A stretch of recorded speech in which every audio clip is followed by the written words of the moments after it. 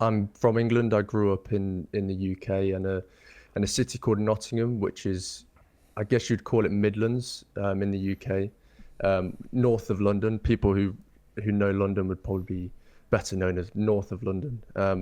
And so I grew up there. I was born there. I've been there most of my life, only until when I went to university, when I moved out. And obviously, I moved across to Birmingham for a short period of time to do my undergraduate studies. And then I moved down to London to do my master's degree, and where I've been practicing for the past few years.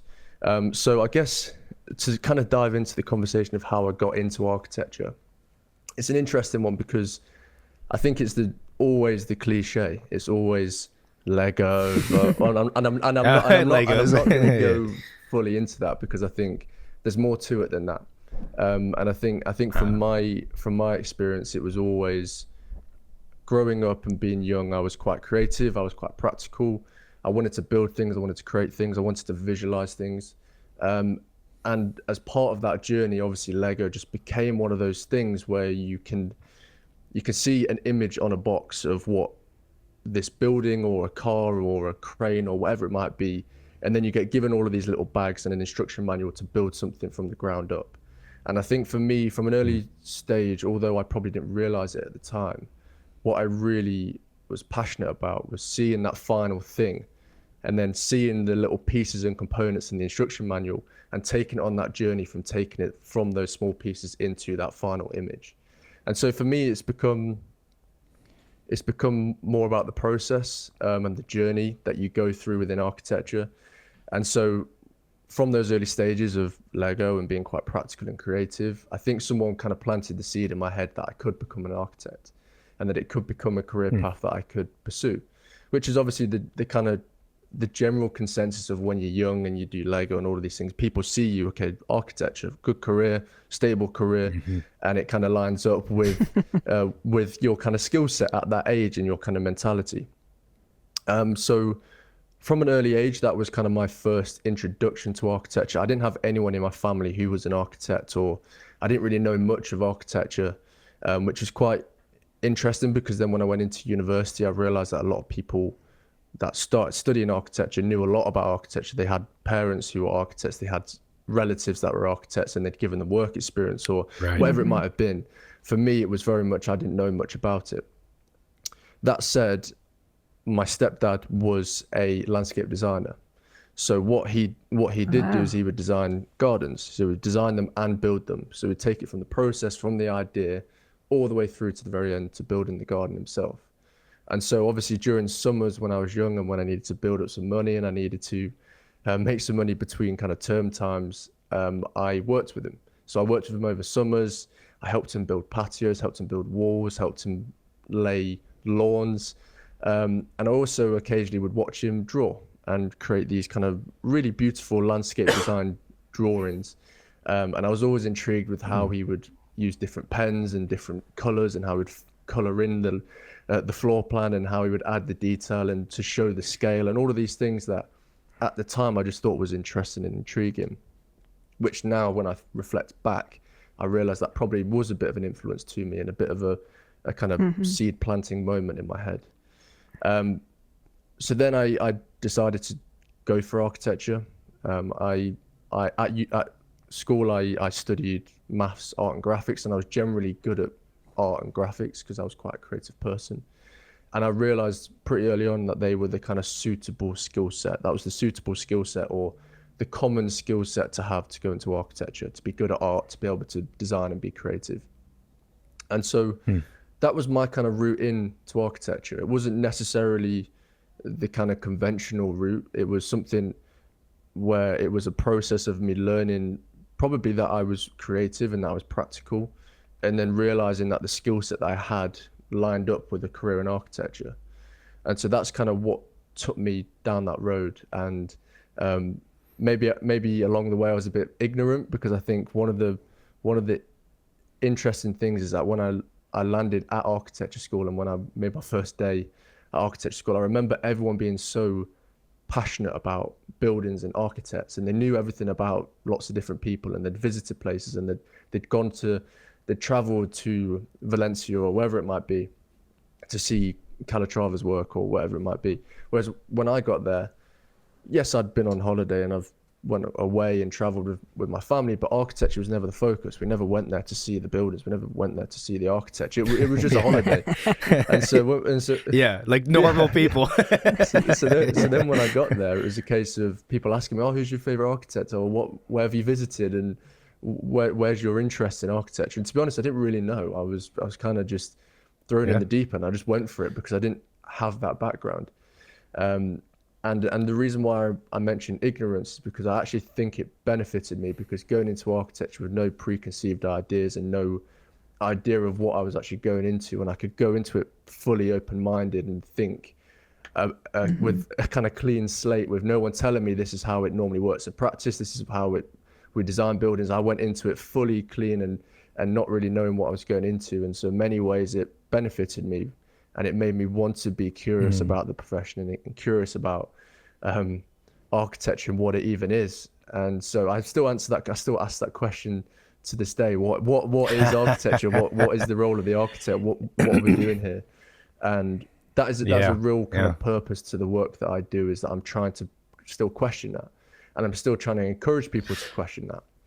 And so that's my kind of journey in, and yeah. That's beautifully said. And I have a couple questions with it. The last point you brought up, though, I personally agree with very strongly.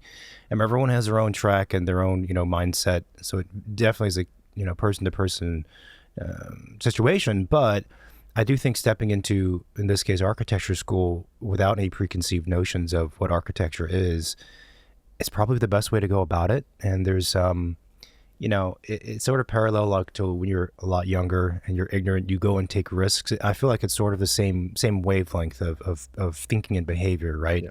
If you don't have any preconceived ideas about something, you're just much more flexible in your brain to absorb alternatives that you're not aware of. My to play sort of devil's advocate in the question is, in that first year of architecture school, or maybe the first few years, did you ever feel like you were behind and you were nervous because you didn't have that, clearly quotable knowledge that classmates had, or the skill set of knowing how to draw like a floor plan, or, whatever other things that people come to the table with when they're first years? Yeah, of course you feel, I think when someone comes in with no idea compared to someone who very much knows what a floor plan is, knows what an orthographic drawing is, knows how to draw a door swing or how to scale a drawing, that instantly puts you on the back foot, because you have to go through a process of learning the things and the basics and the fundamentals of architecture, which someone else might already know. Now, I don't necessarily feel like it held me back. I think it just, obviously, probably the first few weeks or months was a process of me trying to understand, okay, what does it mean for a drawing to be scaled 1 to 5 or 1 to 100? What does that even mean? Or how do you even do that? And what are the multiples to get there? And so those kind of things you learn as you go along. But one thing that I did have some kind of experience in is that when I went and did my A levels, the UK system, you do A levels. So what are A levels? The UK system is almost, it's kind of like your high school. It's the final grades you get before you go to university. And so you get to choose a variety of subjects. You get to choose 3 or 4 subjects, mine being maths, graphics, and art. And so what I did was, because I knew I was going to go into architecture, I did a project through my graphics course where I actually designed a leisure centre. And now it was really kind of standard stuff. It was pretty basic, but it taught me to, okay, so you need some MDF, you need to laser cut it, you need to glue it together, you need to paint something, cool. You could print this out and then you could stick it on, so you get a bit of kind of material and a finish. And so I had an idea of how things kind of come together and what the process would be to build a model, for example. And so although the kind of general terminology and the general understanding of what architecture drawing is and the different types of drawings, I still had knowledge of how to build and how to be practical, which put me in a better position than other people, I guess. And so that didn't, I don't feel like it necessarily held me back. And I think it's very different today, now that we have access to things like social media, we have access to things like YouTube, whereas back then and I'm sure we'll probably get into this about the social media kind of conversation. But back then when I started architecture school, there was no one out there on social media telling you how to do a drawing, telling you, talking about the process of, and I mean I'm only talking, this is only 8-9 years ago, so it's not actually that long ago. YouTube was a thing, social media was a thing, but there wasn't the profiles yet kind of matured enough to be able to provide that kind of insight. And so now is obviously very different. I have a lot of people following and engaging with my account that are about to go into university, and so they're learning quite a lot from profiles like myself on how architecture works. And so it's just a case of timing and understanding that the skill set that I learned, although at the time wasn't as relevant to architecture, it was still helpful and useful to get me through when I didn't necessarily know too much about the profession. And I very quickly caught on to how it kind of works in terms of building a portfolio and the coursework process of the kind of step-by-step process of doing a sketch. You then produce an orthographic drawing, you then touch it up graphically to then put it in a portfolio, and you print it out and you put it into a kind of sleeve, and that's it. And obviously you're doing that multiple times over the course of a year or 2 or 3 years for your degree. And so I very much quickly caught on to that coursework process, and I've always been very kind of logically minded. I think in processes, I think in systems. And so that step-by-step process and that journey that you go through was very much something that I kind of resonated with, and I could understand. So, yeah. I can totally visualize what you're saying. I'm thinking back, one of the courses I taught was a first-year studio, and I'm thinking now there were students who knew absolutely nothing, had no creative skill, had no understanding of architecture. There's more camps than what I'm describing, but there was one camp. There was another camp of students who knew, to your earlier point, they knew about floor plans, they knew about names of architects and buildings. And then there's a third one where students had, there's one student I remember who had a background in sculpture, not architecture, but he knew how to make things by hand. And he excelled. He did well first year, second year, and I think he did well the rest of the years. And I think that skill set and the thinking that comes with just making something physical, it translates so beautifully over to architecture. So I fully, can visualize what you're saying. I guess, not to focus too much on people who are interested in becoming an architect, but given that you've thought a lot about this, what would be your recommendation, or what do you recommend to your high school students who say, "Hey, Thomas, what do I do to prepare for architecture school?" I'm sure you've been asked this question before. Do I go to see Sagrada Familia? Do I sketch that building? Is that what I need to do? What do I do? If you can, why not?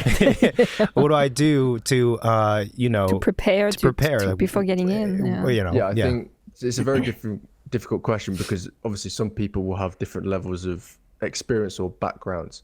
But I think one thing that I've learned, and something that I don't do enough, is reading. I think reading massively helps, and seeing examples of architecture and understanding why they're designed in the way that they are.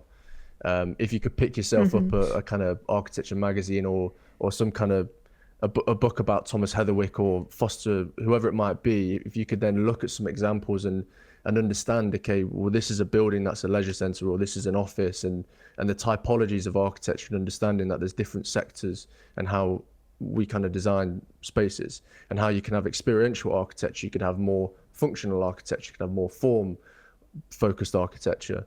And so to understand those kind of basic principles of what architecture is through reading, I think is one, really important. The second in preparation, I think, is trying to, whether it's at school or whether it might be a separate course, trying to actively be involved in a course or a subject that is involved in coursework and the process of building a portfolio and putting together imagery, artwork, a bit of text, and trying to piece together something physically in a kind of portfolio sense would definitely help you. Right. And I always found that was a massive benefit for me, that studying graphics and art were both coursework focused subjects, which meant that I understood things that require compositional skills. Correct. Articulation of parts. Yeah. Okay. And the kind of I guess the combination and the putting together of of a document with images, with text, with all of those things. And they're not obviously at school. Sometimes you have maybe exam focused subjects where you're just purely doing exams, but that's not necessarily going to translate across into architecture, because you're very rarely going to be sat in an exam hall sitting in an exam. Obviously, it depends what university and kind of country you're doing it in. So a coursework based subjects, I think, is always really helpful to understand how those portfolios work and how to put together a document with those elements. And another thing is, if you can do it, visit architecture. Just try and travel and visit, and just try and just see it in the flesh, and kind of feel something when you're there. What do you feel when you're in that space? How does it make you feel with the people that you're with? What kind of sounds does it make? What's the kind of lighting like? Trying to understand how that kind of experience of being in that space makes you feel. And I think that for me, one of the early, just before I went into university, I actually visited Valencia, and I went to Santiago Calatrava's science park. And I remember at the time I was absolutely amazed at the sheer scale and mass of these buildings, but also the delicacy and the detail and the patterns and the way that it was designed. And I just remember at the time, I didn't know anything about architecture, but I was like amazed by it. And so that inspired me, and it made me feel like, okay, if I did something like that, that'd be pretty amazing. And so just to have that and see it in the flesh and to experience it, and to understand really architecture is more than a drawing, it's more than a set of visuals, it's actually a feeling, it's an experience, it's a journey that you go through in a space. So having that as going into university would be absolutely amazing. So yeah, I think it's those three things. You could say many, but I think they're the three that I would focus on. I think it's pretty interesting. I think the three things that you mentioned, I totally agree with it. And the first one about reading is a good one, because I feel like, people get a tendency of getting seduced by the final image of a building, but actually the hardest part, especially in architecture school, is the design thinking. I think that's the hardest thing to teach, and that's the hardest thing to master in the end. In the end, anyone could do a nice, cool-looking building, right? But it's like, what was the process to get there? And can you do it again? Or did you just get lucky, this one time? Yeah. So the reading about architecture, I found it a very, very good advice on my side. Yeah, and I think it's interesting because, yeah, go ahead. I was just going to say, I think one thing that I learned quickly at architecture school was that architectural theory, to back your ideas and to back your understanding of architecture, was really important. I very much in my final years at university, I very much got into the theory and understood, okay, well, architecture isn't necessarily just a kind of material palette with a bit of structure and some columns and stuff. It's actually about the language of architecture and what story you're trying to tell through the design of the architecture. And that's where the real quality of architectural design comes out, of understanding the theory and the backing, and also examples and precedents of how people have done it in the past, and how you can take that and inform that into your own design proposals. And so that comes all from the reading. So you're in school. What happens next? What happens next? Well, now I'm in architecture school. It's a shock, I'd say. That's what happens next. Where you're like, what the heck did I just sign up for? And I think it's a common feeling. I think most architecture students, as much research as you can do into studying, you'll never actually know what you've got into until you start it, and you have to actually go through the process of then designing a building and taking an idea or a brief that your tutors give you, and then all of a sudden you've got to produce a full set of drawings, floor plans, sections, elevations at different scales, and you've got to present them at the end of it.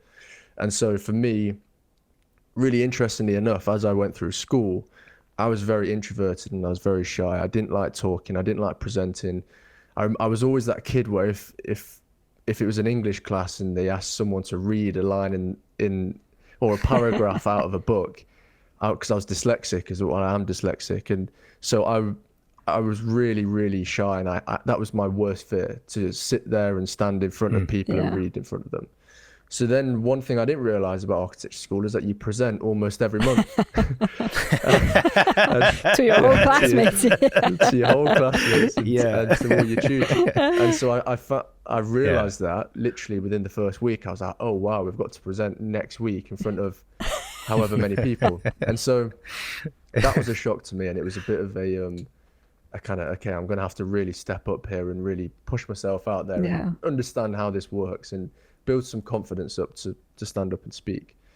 And so that was one element that would kind of threw me off a bit. But the other element is obviously the sheer workload and the intensity of it, and trying to navigate, okay, so I've got all of this work to do and I've got to build a portfolio, but I'm also a university student and I need to go out and enjoy myself and socialize. But then I've also got the people and friends to see, and you've got all of these different things and conflicting elements, and then you've got architecture school in the middle of all of that, which is very intense and demanding, and it's requiring an awful lot from you to make models, to do sketches, to present, to put together portfolios. It was kind of chaos in the first year. And so I vividly remember in my first few months at architecture school, I developed insomnia. I struggled to sleep for about 3 months because I was so worked up by it all. I put so much pressure on myself to do well and to be successful, but also I'd got so caught up in the whole machine of all-nighters and everyone spending time in the studio until really late in the morning. And so, although at the time I was trying to make friends, and you want to spend time with people, you want to spend time in the studio, you want to be a part of that culture. But then I realized pretty quickly that I couldn't sustain it, and that I couldn't live for the next. I couldn't finish my degree and then go into a master's degree with this kind of mentality and way of working. And so I very quickly had to realize that, okay, well, I need to cut off at maybe 11 o'clock or midnight at the latest. I'm not going to work any time past that. I'm going to have to start building in some systems and a bit of a routine for me to start studying at certain times of the day to make sure that I can get my work done so I'm not working late. And so because for me, I've always struggled with sleep. It's always been something that I've struggled with ever since I was a child. And so I realized that was going to have to be a priority for me. And so literally after first year university, I didn't do a late night after 2 a.m. for the rest of my architecture career. And so that was a really important turning point for me in the first few months of architecture school, to realize I'm not going to get caught up in all of this. And obviously everyone still to this day is very much involved in the all-nighter culture and that whole toxic architecture school culture. But from a very has that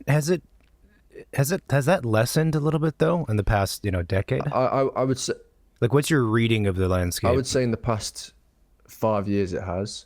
When I was at architecture school, it was just normal. And it also depends on tutors. It depends on the type of studios you're in. It depends on the type of attitudes and the mentalities of your tutors. Often you'd have tutors who would be like, yeah, why haven't you been up all night finishing your model, or whatever it might be. They're literally encouraging it. And I think also through social media and people advising and talking and saying, look, this is not okay, that we shouldn't accept this kind of culture, that's obviously helped through the process. And I also think generally people these days seem to be healthier. They seem to be more focused on health than other things. And so people are just a little bit more kind of, they kind of latched onto the fact that it's not really a good thing and it's not very sustainable. Yeah.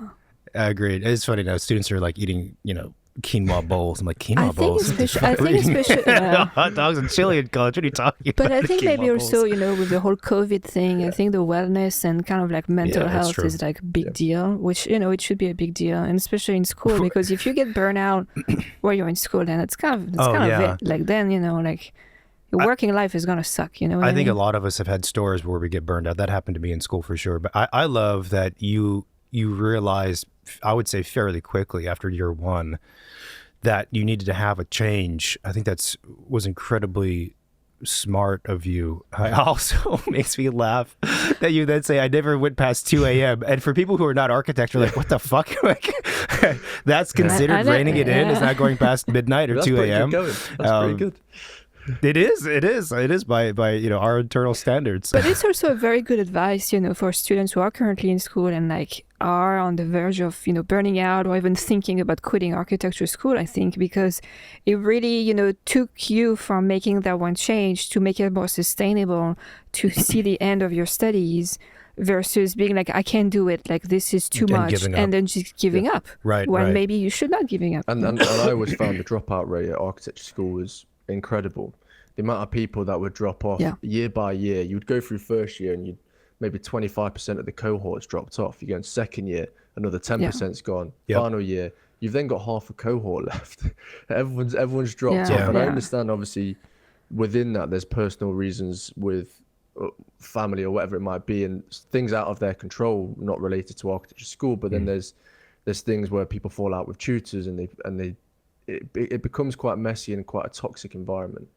And so I'm always, and have been always, since that moment really, since that first year where I really struggled, I've always been a massive advocate, and I'm very I communicate the importance of health and well-being, and to not let this world and this whole thing and this toxic culture sometimes really detriment your health and well-being, because it really can, and people really can get caught up in it and really struggle with it. Yeah, and then also there's definitely a threshold, right, where if you're pushing too hard, the work itself does suffer. Yeah. Like you're just not productive at the end of the day, if we want to put it succinctly. Yeah.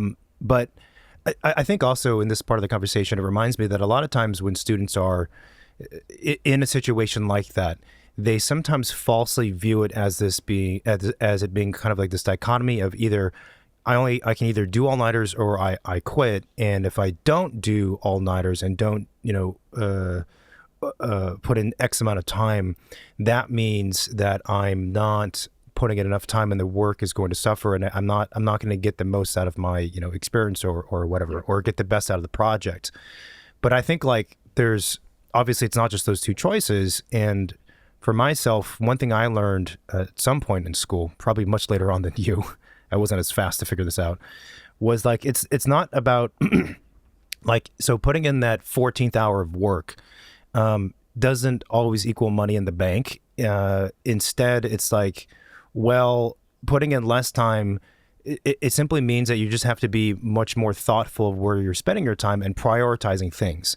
So like when you were describing all the stuff that an architecture student has to do, the plans, the presentations, the this and that, I was thinking to myself, wow, that's a lot of work. That's a lot of work to do for a student. I know. And I think that the truth is, and I don't think a lot of teachers would say this, like when it gets down to the back half of a semester or quarter, you as a student, most of them, you cannot produce all of those things at perfect level across the board. And in some ways, I think it's the teacher's responsibility to say, hey, you can't do that. You have to understand that's the case. And it doesn't mean you're failing. It doesn't mean you're giving up. It means you're being smart. So when you go to make that presentation, what are the things that matter the most for you, for the project, for whatever criteria, focus on those. Because if you try and do everything at 100 miles an hour, you will burn out for sure. Yeah. And I think it's, I don't know, I feel like that was never said or not said enough. I don't know if it's teachers who are afraid that students would just, call it and give up. But that's truthfully how it works in reality anyway. You can't do everything perfectly, and you have to prioritize. Yeah, you have to work smarter, not harder. That's what I always say. You have to be clever with it, because it's sadly one thing that they don't really teach at university. They don't teach you how to time manage. They don't teach you how to priority manage. They don't tell you how to allocate your time and focus your energy on particular things. And it's something that you kind of just got to figure out for yourself. But the problem that ends up happening is, okay, you spend too much time on one particular thing. You spend weeks on a floor plan, and you working away at the floor plan, and there's no cutoff point. And then you realize, oh my word, I've got my presentation in a few days' time, and then that's when you end up doing the back-to-back all-nighters, trying to do everything else that you need to do. Whereas I always try and say, Lord, put everything in a list, write everything that you have in a list, and then define it by day, by week, by month, even 3 months. At the start of a semester, I would plan the next 3 or 4 months, day by day, of what I needed to do and when I need to do it by.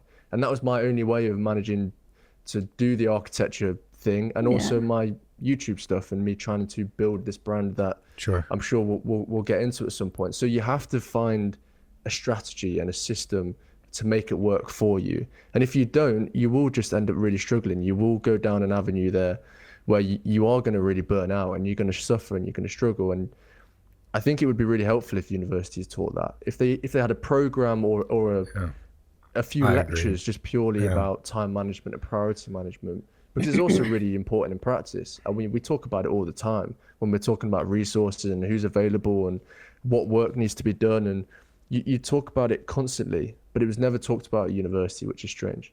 It's very strange. And also because architecture, in my experience, is, I'm guessing it's the same for you, a lot of the discourse and the education of it, the big word is process. But like, no one ever talks about the process of the person, you know, like what it feels like to be doing the thing. Like that's like the base process. That's the first thing to start with. And it's just not, like, I've always thought it would be smart to have, and I know a few people are doing this, like an architectural coach, but more to what you're saying and less of like, you know, actually critiquing the work itself. I mean, to be devil's advocate, it's hard in school too, because I think, you know, but you were organized. For me, it was hard in school. No, but if you're a good teacher, you also want every student to find their own process. Like, there is not necessarily one recipe fits all, right? Sure. And also that could unveil very interesting and different processes depending on the individual and their interest and how their brain, you know, even chemically works, right? So it's kind of hard. Like, maybe it should be taught, maybe it shouldn't be taught too early, so you can still try and figure out like what is your process before someone like tries to teach you one that's not yours. When you say process, do you mean design process, or do you mean like a management process? Yeah, design like being process. organized. I mean, being organized, I think could be taught. You know, like one thing, you know, like for example, I took the AREs, right? The licensing exam in the States. And I failed a few, and I was like, you know what, this is not working, right? So I ended up doing a schedule of like, okay, every day I'm doing 2 hours of study, and I'm like mapping out the whole, you know, all of the exams and what subject, to make sure that I'm doing like all of the hours and everything I have to do to get ready for, you know, for the tests. And it's the same thing with client presentation. You know, you have a client presentation, you can't just focus on like that one rendering of the kitchen. No, what I start by doing is I start an InDesign file of the presentation. I know I'm going to have a page with references. I know I'm going to have a page with a floor plan. And so every time I go in the file, I could see the stuff, you know, like where I am basically. Same with a portfolio, same with a final presentation for a project. I think having the board and just storing stuff on it, or even pinning up on the wall, again, to show you like where are you in the narrative, like what part of the story are you still missing, and which one do you have, you know, figured out enough that you can move on to something else. But yeah, that would be a very good class to have, someone who's kind of like basically helping you focus your attention where it needs to go. It would have saved years of my life, probably. Probably still will for me, for sure. It's not too late. So the idea of engaging in social media through whatever ways, did that come into the fold while you were in architecture school, and how did that, you know, come into your vision? Yeah, so it's actually really quite a random story. It wasn't so straightforward as people would assume. Really, what happened was, before I actually started university, before I started architecture school, I was very much into fitness. I was absolutely obsessed with fitness, health, and bodybuilding. Basically, I really wanted to get into bodybuilding. And at the time, I was an avid watcher of these kind of fitness YouTubers who they would vlog their day-to-day life. They would film them getting up in the morning, making a cup of tea, and then go into the gym, eating their meals, going to the shop, getting into bed. They would literally film every moment of their day. They would call it a day in the life. And so I was really quite interested and intrigued by these people who would document their whole process of training, eating, their routine, their sleep patterns, all of this stuff to optimize their fitness, their bodybuilding potential. And so at the time, this was when I was 16 years old, just before, well, a year before studying architecture. And so I got into training, I got into fitness, and I thought, well, why can't I potentially document some of my journey? I was very much interested in photography at the time. I was very interested in documenting things. And I'd realized that YouTube was a thing where people could upload videos, and I'd seen these people that I were watching were very successful. They had their own businesses, they were selling products, they had their own clothing lines, they were selling protein, whatever it might be. They were making serious money and they were being very successful through YouTube. This was back in 2017. And so I essentially started documenting my journey. I picked up a camera. I just started filming my gym sessions, started filming me cooking dinner. I generally just almost trying to emulate and replicate what they were doing, because I just saw it as quite a nice lifestyle. Anyway, fast forward to getting into architecture school, I was very much in the swing of making YouTube videos. I was making 1 or 2 YouTube videos a week. I started architecture school. Obviously, I wanted to keep it up as much as I possibly could, realizing very quickly that architecture school was taking over my life and taking over a significant portion of my time. And so what ended up happening is, as I was making these fitness videos week by week, most of my days would end up spent in studio. And I was thinking, well, I actually can't film anything regarding fitness here because I'm always in the studio. And so literally one day I just decided I'll film a day in the life of an architecture student. And so this was at a point where I was also aware that there wasn't anyone else out there on YouTube that was making a day in the life type content for architecture students. And so I'd obviously seen all of these other industries doing it, the fitness industry, the fashion industry, whatever it might be. They were all doing this type of content, this vlogging style content, but architecture didn't have anything. And so I very much was looking for someone who produced that type of content. And by looking for someone, I realized there wasn't anyone there. And so I kind of latched on to the idea of, well, in many ways, why didn't I be that person? I'm kind of vlogging my day-to-day life. I could upload some videos about architecture and see how it goes. And so I filmed a day in the life of an architecture student with no real intention of going into architecture content. It was just purely a one-off from my fitness content.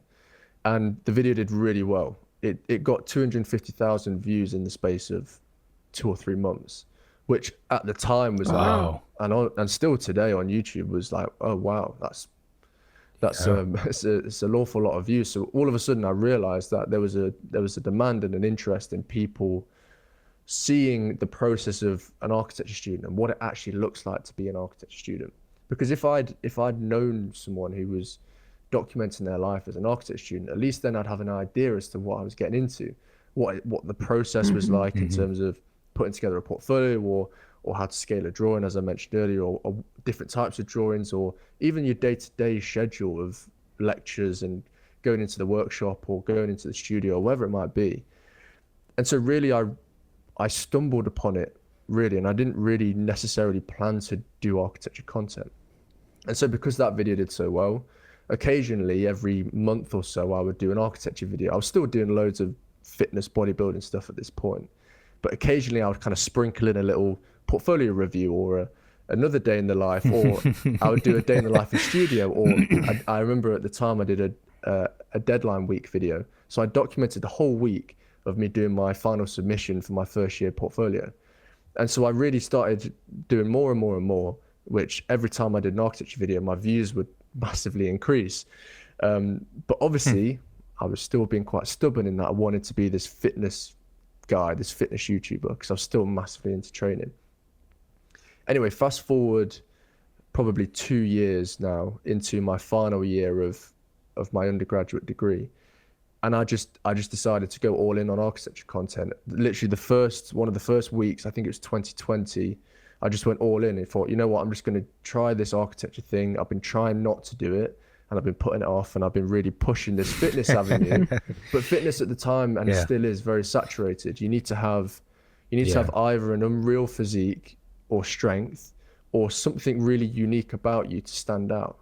Whereas architecture, I realized that I was one of the only people doing it, so that it was quite easy for me to stand out, because I could build my own kind of niche and path in this architecture world.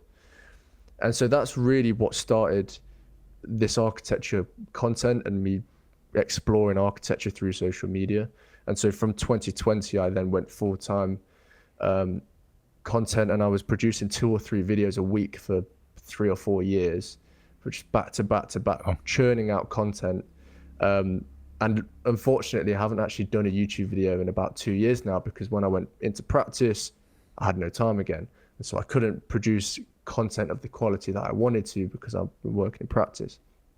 And so Instagram then became a big thing, because it was quick, fast-paced pictures, short form content, much quicker pace that I could produce a reel in the space of 2 or 3 hours, whereas a YouTube video would take me almost a day to do. And so I started leaning more and more into Instagram, which then grew in itself. And I've then built a large kind of profile and following on Instagram as well. So that's kind of how I landed in this architecture social media world. And I've just continued to pursue it because I really am passionate about it. And I see the opportunity. I still think we're really early in this kind of phase of architecture, social media profiles and creators. I don't think the profession is quite matured to social media yet. Hence why I actually wrote a book about it, because I'm trying to kind of encourage people and push people and say, look, this is the new way of branding and marketing yourself as an architect, and potentially even a new way of thinking as an architect and kind of acting as an architect. And so it's a really interesting point, I think, in time at the moment, where we have so many creators that are coming through, but it could be so much bigger. If we think about other industries like fashion, it's a massive part of their marketing.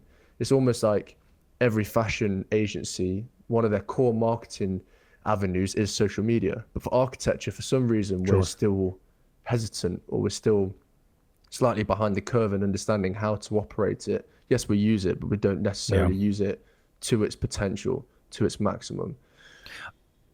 Are you thinking, so I have a bunch of questions, but real quick, are you thinking that, so when you say architecture is not leveraging social media, are you thinking architectural practices and the audience being the general public, i.e. clients, or are you thinking more peer-to-peer, discourse, let's call it? I think definitely the first point there, the practices. I think generally younger people are obviously much more savvy with social media, and the generation of probably up to people my age, we're obviously very active on social media. We understand how it works. We understand how engagement works and dopamine and the fast-paced nature of social media.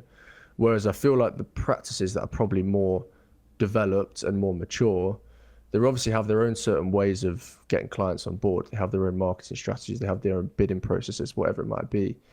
And so they're kind of used to doing that, and they understand that process, and it works for them.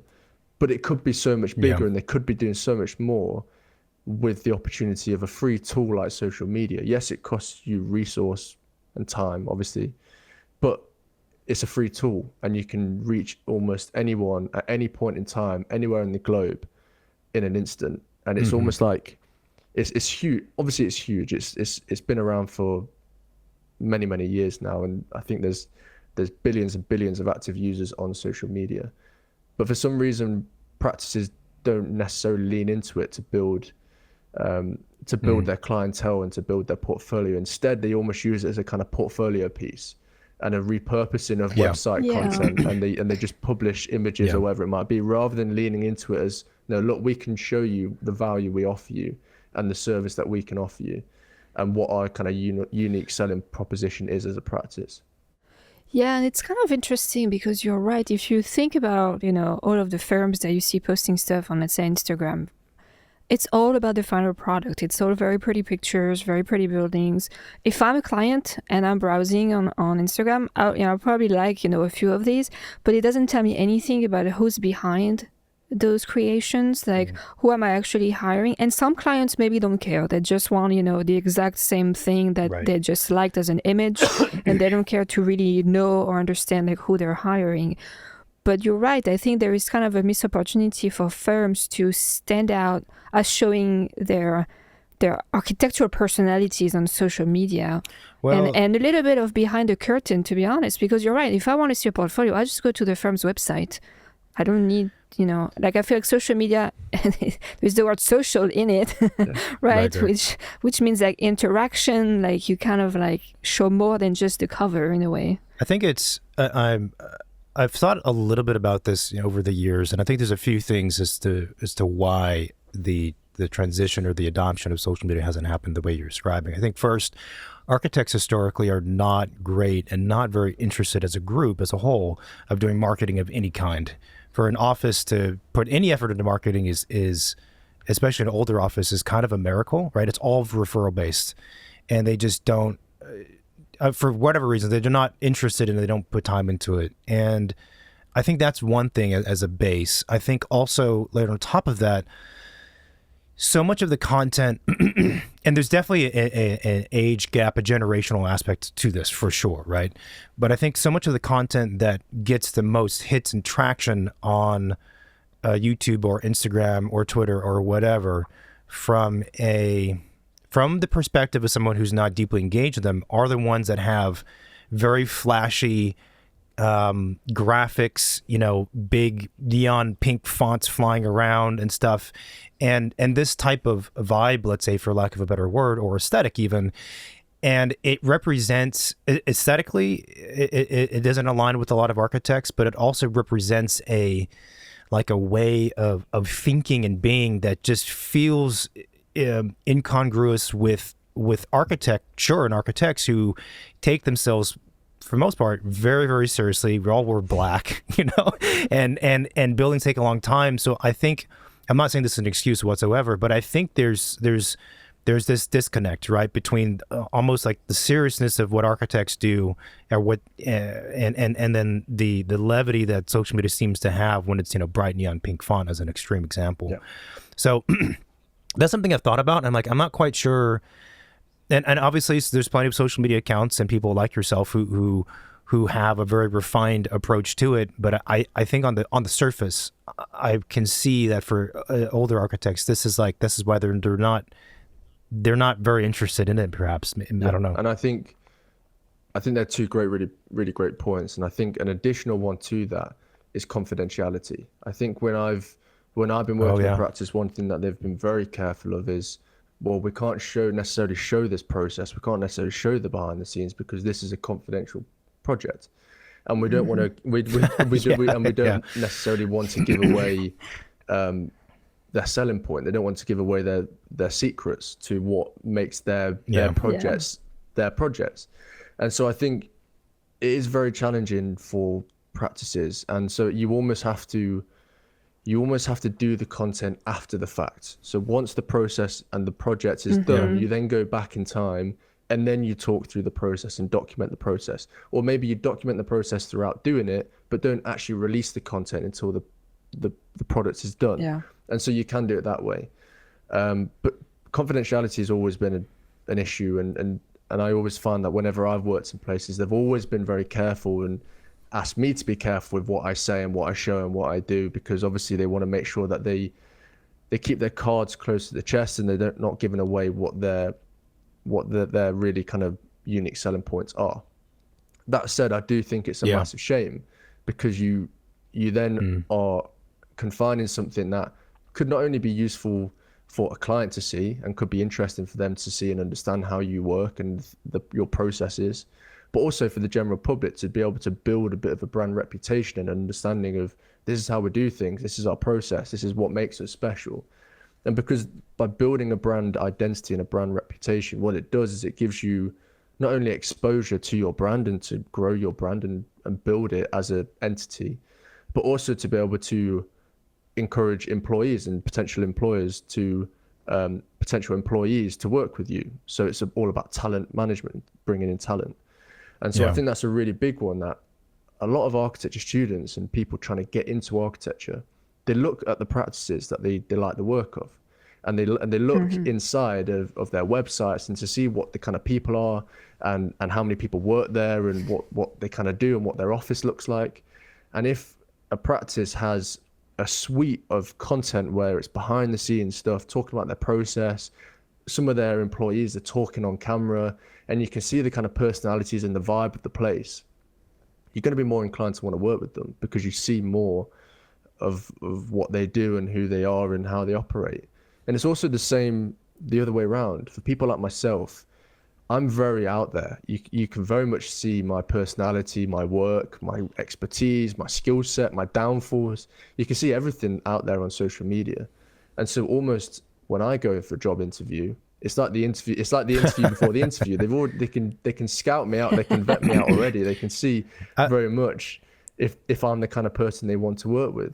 And so it goes both ways. I think it's it's a really great way of showing personality and showing how people can connect with you, because at the end of the day, people pay and want to work with people. They don't necessarily want, yes, some clients probably will just want the final product, but they also themselves want to go through a process and have a trust that this person is going to deliver what I want as well. Yeah, absolutely. I think there's the transparency is another aspect of all of this. But so what you just said, though, it made me laugh because, so, you know, we started the podcast, whatever, years ago. And once it started to gain some traction, well, so we have our own practice and we have the podcast. And of course, anyone who has their own practice, when they have a bad month or a bad year, like, man, should I just phone it in and just transition and go back to working at an office? Because in a lot of ways, it's a lot easier. But anyway, I say that because I'm like, well, the thing is, we've had this podcast and we're like decently well known, you know, we're not like famous, but what would the office think if they knew of the podcast? We'd be like, nope, there's no fucking way we're hiring this guy. You've said too much crazy shit out there on the Ethernet. And so for you, that's basically what's happened, except for you know, saying crazy shit. So have you ever gone to an interview and then be like, I don't know, because I don't know, they have reservations? Did they make you sign something that say, well, you can't talk about our office like ever? Like, how does that work? Because that's a new one, right? That this kind of situation probably didn't exist, you know, 15 years ago for sure. Yeah, and I think people that I've spoke to that run practices and that have their own business have always said to me that you're an asset. You're an asset to the business because you're not only bringing a skill set that is valuable because you understand how to engage people, you understand how to communicate both visually and verbally, and also to be able to market and reach people, which is obviously a great skill set to have. And so people always say that it's great if you worked with us, because you would give us exposure, you could work with us, we could work together, it could help us as a brand, and that brand association as well between our two brands. But then there's other people that I've spoke to who are very much like, as long as you don't say anything or associate yourself with us, we're fine with it. And so there's those two sides of it, and I always see that it's a shame when people don't want you to be involved and utilize the thing that you've built, because it's so. I think what I have is my page is very curated, even though I show my personality and I'm talking to the camera and I show my work and everything. It's still curated. I'm not saying anything that's controversial or that is out there or that's going to rub people the wrong way. I'm very kind of. I'm careful with what I do, and smarter than us. but that's what makes your podcast so unique and successful, because of that transparency. That is your USP, really, and I think you do it really well. And you're in a position where you run your own practice, and you're in a position where you can say those things because you're not trying to get the next roll up in becoming an architect or whatever it might be. You have obviously when you're younger and you're more my age, where you're trying to make your way through the profession, if you rub people up the wrong way and say stupid things, and people are obviously going to look at you and think, yeah, no, I'm not, I don't really want to work with that person. Whereas if you're careful and curated and you build something that's a really successful piece and people can see the value in it, then it's a different conversation. And so I've personally found that it helps me. It helps me find opportunities. It helps me find collaborations. I wouldn't have been able to write the book if I hadn't had this profile and this platform. And so it gives you opportunities. It gives you the opportunity to be able to show yourself, to show your personality, and to reach out to the people that you never would think that you would even come across. For example, if I hadn't have built my profile, I wouldn't be here right now talking on a podcast with you guys. And it's the same, that it goes the other way as well. And so the people that you connect with and the relationships that you build and the people that you get to know, I think it's extremely valuable. And they always say networking is extremely important, and social media is almost like the perfect networking scenario. It's the easiest way to connect with people, the quickest way to connect with people, and you connect with people across the globe. You don't have to show up to a networking event anymore. a conference. You meet them in an instant online from your lounge or from your bed. You don't necessarily need to get yourself out there. Brush your teeth. Shower. I mean, I'd still advise people to do No, that. but it's true. You should brush your teeth. So kind of a quick overview of timeline, just so I have it in my mind. Yep. So when did you finish school? What year did you finish school? So I finished my master's degree in, 2023. So in the summer of And so 23. you've been practicing now. Okay, gotcha. So you've been practicing for a couple years now. So I've been in practice for 2 years. So I took a period of time off. I took about 6 months off after finishing my master's. So I finished in about May, June time, and then I went all the way around to January 24 before I went back into practice, because just coming out the other end of it all and doing it back to back felt very intense. And even though as I said earlier about building the strategies and the systems and the priority management, time management, not going to bed too late, all of those things, it still does grind you down over a period of time. And so I needed a period of time before going back into practice. Saying that, I actually no longer practice. So I actually qualified as an architect back in October, so 3 months ago. And then pretty soon after, I actually left my role, and I now work full-time in this social media space. This is actually an exclusive. I've never actually mentioned this before. It's not actually present on my page yet.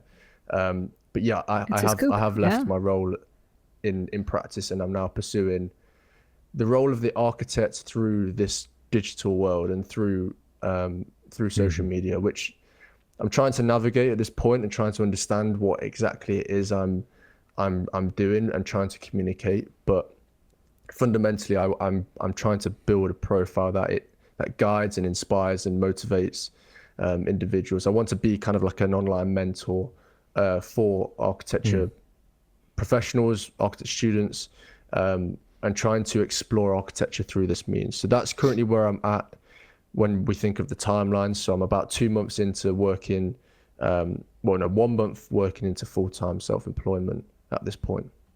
Cool. That's awesome. That's amazing. Yeah, that's a big Do you have, and I know things are early on or maybe a bit murky, like you said, but do you have any inklings as to what the end is going to look like, the end service or product? Is it you acting as a consultant, mostly to architecture offices and helping them establish a brand, so to speak? Is it doing more books? Is it rebuilding, adding more videos to YouTube that you left off from? Or like, what do you think is going to happen? It's pretty much all of the above. I'm in the process of fundamentally, the core of what I do will always be my personal brand. Tomrowstudios will be my kind of foundation. And with that, I will have collaborations. I'll have brand deals. I'll be writing books, mini projects here and there, of course. But what I'm trying to build currently is a social media specific marketing agency for architecture practices. So what I have realized, and the whole part of me writing this book, was I realized that, as we've kind of spoke about here, we're still slightly behind the curve. I found that practices need support and guidance in understanding how to utilize social media strategically to help them gain exposure, to be able to seek talent, to be able to find clients, everything that we've kind of discussed previously. And so I want to continue to position myself to be someone who delivers that service and supports architecture practices to be able to gain exposure and build their brand identity. And so I'm going to be almost kind of like a consultant. I'm building this with a partner. So there's going to be two of us doing it. I can't tell you the name yet because we haven't fully confirmed it, but we're currently in the process of building this media type agency where we're going to be hopefully trying to help individuals, practices, brands within the architecture world deliver social media content creation. That's wonderful. That's really exciting. I'm very excited to see that. Yeah. The so probably talk to you again and dive more into After those that's details launched, once yeah. once things are launched and whatnot. But when you decided to go back to practicing, did you think that you were going to possibly stay there and practice, for the long term, 10, 15, 20, 30 years, and that be your career? Or did you know that it was going to be short? And what led you to decide to break off and do your own thing? I think it was a bit of a process for me, because I think trying to build your own thing and trying to build your own brand, yes, you get opportunities to work with people and collaborate with people and work with brands or whatever it might be. But obviously to actually sustain that as a business financially is another question. And so what I've been doing is, over the past few years, it's been incrementally growing, and I've been building it as I kind of go along. And so it was always in my head that I wanted to have my own thing. Building my own business and doing my own thing and being my own boss was always a dream of mine. It was always a plan, whether that was going to be an architecture practice or not. And so growing up, I always wanted my own architecture studio. But obviously, as I learned more about architecture and I went through the process of doing my exams and qualification, I realized more and more that is a really unrealistic path for me, because I found it really quite a challenging process, and all the complications in regards to liability and risk, and as you guys will know, it's very challenging and complicated. And so I realized that wasn't necessarily the path that I wanted to go down. And so building this social media thing and continue it growing gave me encouragement that this could be something that I could build on and that I could do in future. And so coming out of university and continue to do this, it was always in the back of my mind that this could eventually become something that I could lean into fully and that I could turn into a full-time job. And so as I went through my qualification, the key and the mission was always to become an architect. That was always my foundation, and I always want that to be underneath me. Not only because I want it as the title, but also because I do still want to practice as an architect in future. I still want to be involved in architecture. I still want to be involved in the profession. I very much see myself in a few years' time potentially getting into practice, or it being a part of my kind of arc of the content that I create. We might end up delivering architectural services to clients that will then be a part of their, for argument's sake, could be part of their content. So we could provide some kind of architectural service within what we do.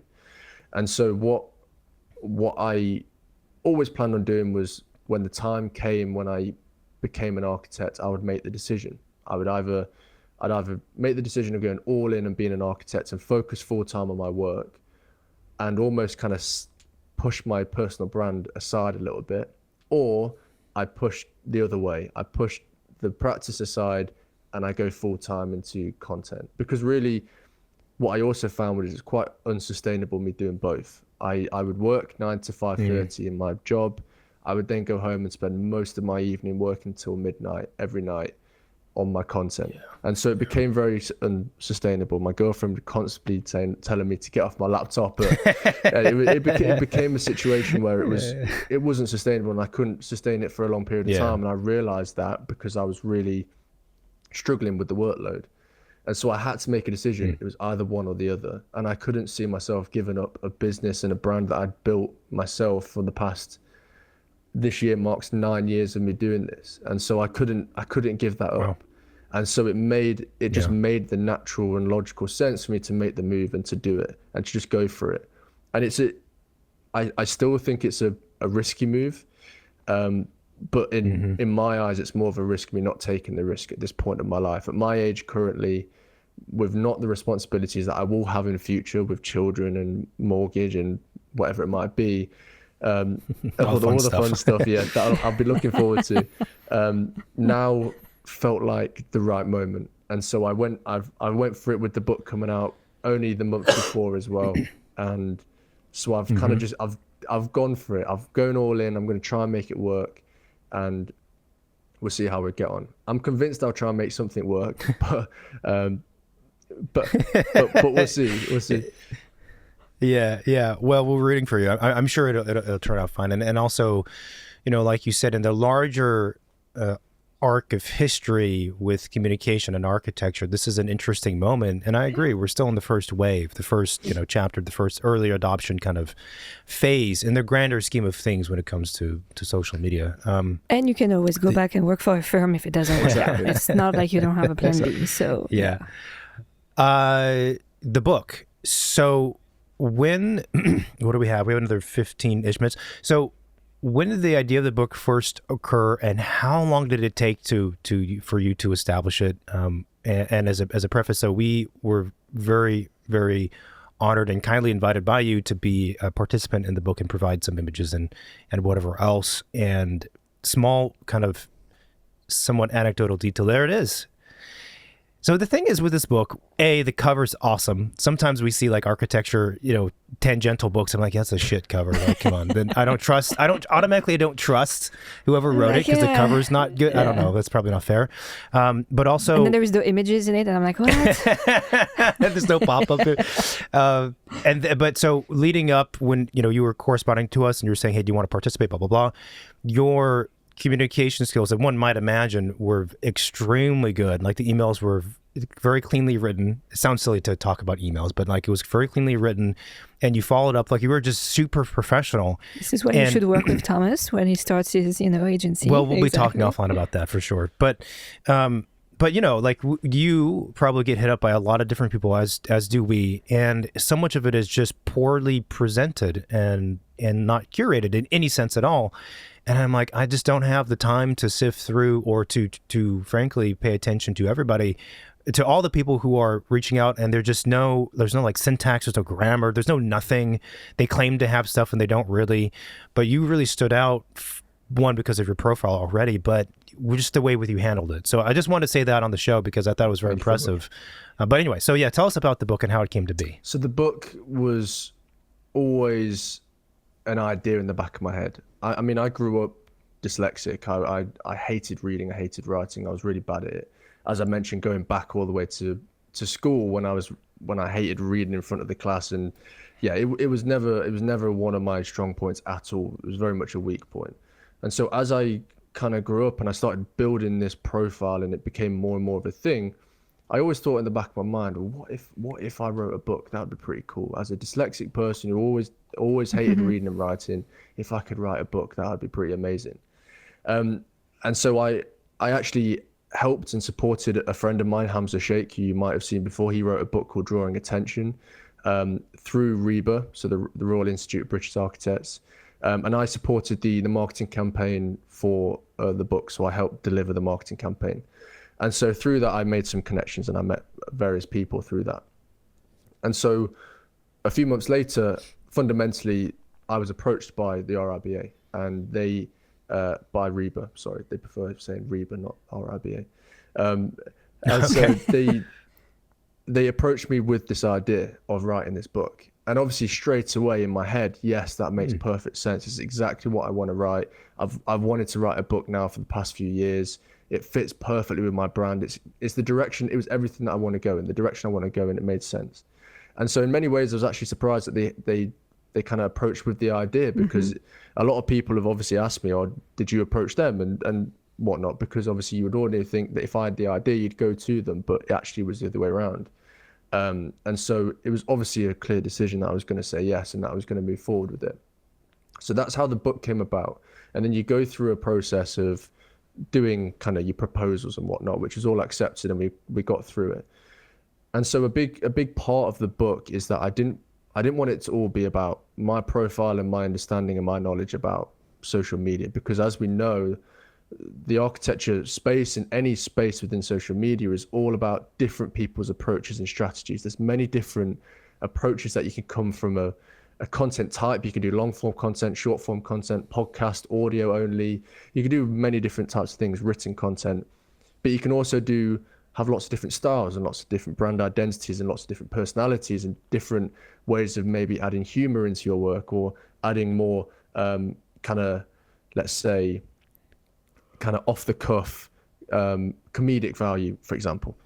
And so I realized that there was many different profiles across the architecture profession that seemed to be doing very well in their own little thing, in their own little niche. And so what I wanted to do was bring them all into the book. I wanted to create a book that was almost like a strategy, a guide for architecture practices, for individuals, for brands, to be able to learn and understand how they can utilize social media and all the strategies that are involved that make a social media profile successful. And so to do that, I wanted to bring in all of the best profiles that I could get a hold of, you being obviously one of them. And so obviously I wanted to cover as many bases as possible: podcasts, more kind of tutorial based content, more course based content, more humor based stuff, as many different things, people at different stages of their career, architects, practices, students, whatever it might be. Try and get as much variety as I possibly could. And I was very, very fortunate to be able to get 21 different practices, individuals, students involved. It's a lot of work. It was a lot of work. Yeah. It was quite a process to get it over the line and to write it. But it helped by the fact that people were contributing. And this was a process of me collaborating with individuals. I always see it as, although it's got my name on it and it's technically authored by myself, it's a collaboration between all of these amazing profiles. And so that's the kind of crux of the book. It's a guide, it's a practical guide. The idea is that for anyone that wants to build a personal brand, they can pick up the book, they can follow the strategies.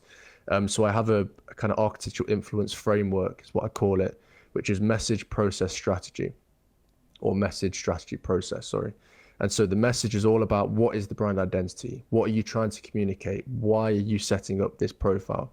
What is it about you that you want to kind of tell the world? The strategy then is, okay, well, how are you going to communicate that? Is that going to be through short form content, long form content, written content? And how are you going to do that? You can do that through humor. You're going to do that through informal conversations. Is it going to be about being transparent? Whatever it might be, how are you going to be able to communicate that message? And then the process is, what is the process of producing that content? Okay, so message, strategy, process. Message, strategy, process. So the idea is that if you read the book, you can see the full suite of, from start to finish, how to build a brand and how to create that content. And so it's built as a practical guide, as something that someone can pick up. Yeah. Whether it's someone who's quite experienced within creating content, or someone who's just starting out, or someone who doesn't have any idea at all. They pick it up, they understand how it works. That's the crux of the book, fundamentally. And so in terms of actually writing it, it took me from start to finish about 2 years. So you have to go through a process of drafts and final manuscripts, and then it goes to press, and then it goes into the print, and then you get the print out at the other end. And so it was a 2-year process of writing it. And so obviously it was initially first confirming if people were interested, and trying to get people on board and convince them of being involved. And then out the other end, it's all about then building the marketing strategy for delivering the book.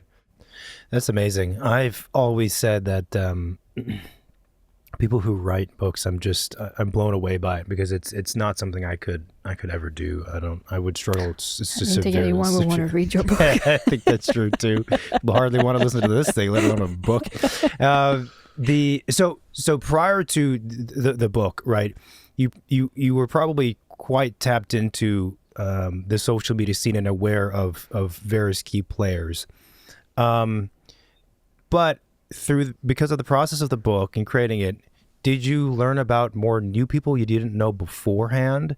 And I guess my broader question is, like, what did you learn about the social media space as a result of this research endeavor, the book? Yeah, I mean, I learned and met a lot of people along the way. I mean, there was times when I would speak to people and I would say, look, I'm trying to get this type of profile in. Would you have any recommendations? And someone would kind of forward me a profile, and I would reach out to them, because there was a process of, someone might say no, or they don't have the time to actually contribute. Sure. And then so all of a sudden I have to divert and go off on a tangent slightly. And so writing the book, I think what I learned most was actually, to be fair, I actually learned an awful lot writing the book, because I actually did my own research into various strategies and how to actually deliver strategies such as unique selling points, the hook, for example, whatever it might be. There's so many layers to it, and I actually realized as I was going along that I couldn't actually cover it all. I couldn't actually cover every corner, because to build a social media profile and to be successful on social media, there is so much to it. It's a massive, massive thing. And to try and write that within 40,000 words became almost impossible. So I had to really cut it down and be quite clear and to the point and make sure that everything that I said hit kind of what I wanted it to say. And I wasn't really just scraping the surface. There's a kind of balance between it. But also I couldn't go in as much detail as I would have liked to.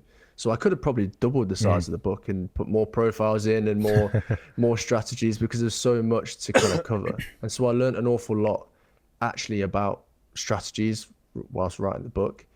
But I also learned very much so that the architecture profession is still early in this phase.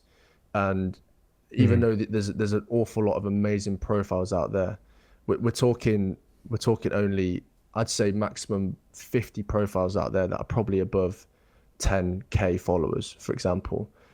20 of them being in the book, and realizing that there's actually a really small pool of people that are actually really well known and popular in the space made me kind of reinforce the fact that this is really early, and we still need to push this and communicate the value of social media to architecture practices and individuals. And so learning that throughout this process, and also doing my research into the amount of practices that are actually in social media and how many followers they have, I actually found out that Zaha Hadid is the largest following practice on social media. Really? I think they have a total of 4.5 million followers. It's probably significantly more. Wow, that's a lot. But in the UK, I believe the total follow count across all practices is only 20 million. So you're talking a quarter of that coming from one practice. And so it makes you realize that really it's a very small pool of people. 20 million followers is not really that many if you think there's billions and billions of people on social media. So it made me realize that the practices don't have large followings. They're not utilizing social media and engaging it in the way that I think many other industries are, and how much some of these, like Prada example, would have multi-millions of followers. We've got even people like the Beckhams or whatever they might be. They've got hundreds of millions of followers. Mr. Beast, it's getting out of hand. It's getting out of hand. It's yeah.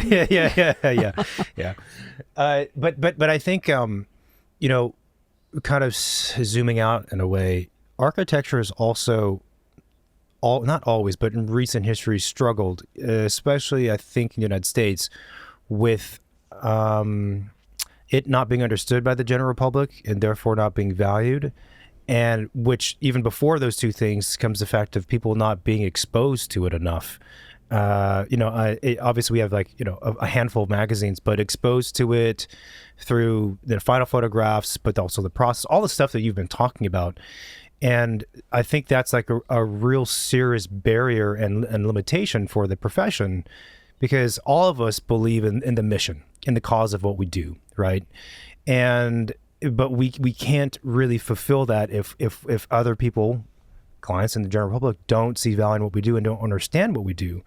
So there's been more and more conversation since social media and Netflix of like, well, maybe there's ways to put out more content that will do many things, but one of them aid in addressing that issue. And there's been talks about documentaries and Netflix things and whatever else, but like social media is one of those avenues that could be very, very powerful. And if you look at the numbers, like you're saying, it's like, well, here's an industry and profession that is creative. It has cool looking stuff, which I think is important and it brings value, but it's just we're not tapping into that line. Well, and I think also a lot of the firms that use social media are probably at a level that most people cannot afford. Right? Yeah. Oh, I see what you're saying. Where if you really want to get through the general public, which is the masses, you need to be at that level, right? And there is a lot of like good architects who are not the most expensive or work on the most expensive project that could offer architecture services, and not just crappy drafting or like poor interior design stuff, but actually like quality work. Or fragments of it or something. Fragments of it, just to explain what it is that an architect does, because that's, a question, it's like your question, going back to your question, what is architecture? The second one to that is like, what does an architect do? Most people have no idea. Like they don't really have an understanding of that. And that is the big, that is the big issue, I think. And what you mentioned there, David, there's a real there's a real contrast as well, because although it's very difficult for us to communicate the value of the architect and what we do, we're also dealing with something that is highly visual. A building influences people in every way possible. It impacts every single person on this planet in the way that it's either their home or their office or their whatever it might be. It impacts people in every way. And the visual nature and the experiential nature of architecture is fully accessible. It's accessible to everyone. Everyone can see it, everyone can feel it, everyone can experience it.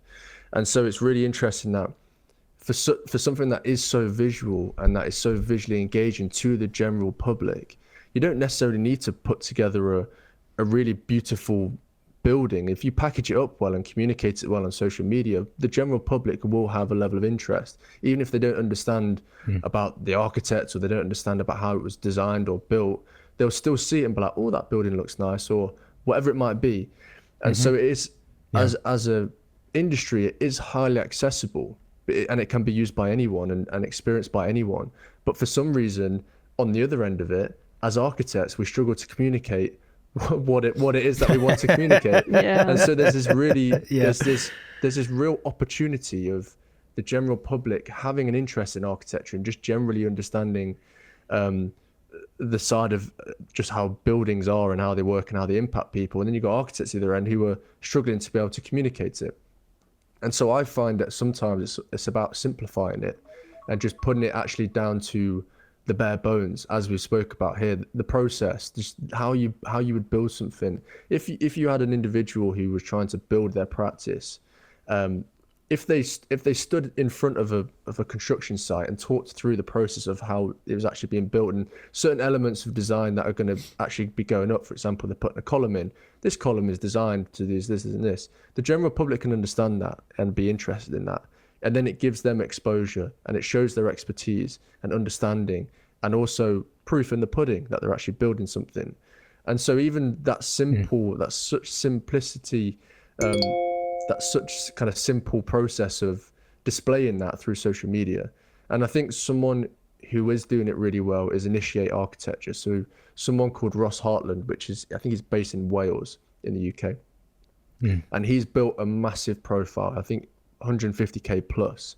And every year there's a thing called the AJ 100, which is the top 100 largest practices in the UK fundamentally. And there's also another one called the AJ 100, which is the most followed practices in the UK. And he's consistently been hitting the top 15 most followed practices in the UK for the past few years. And he's only a studio with 3 people.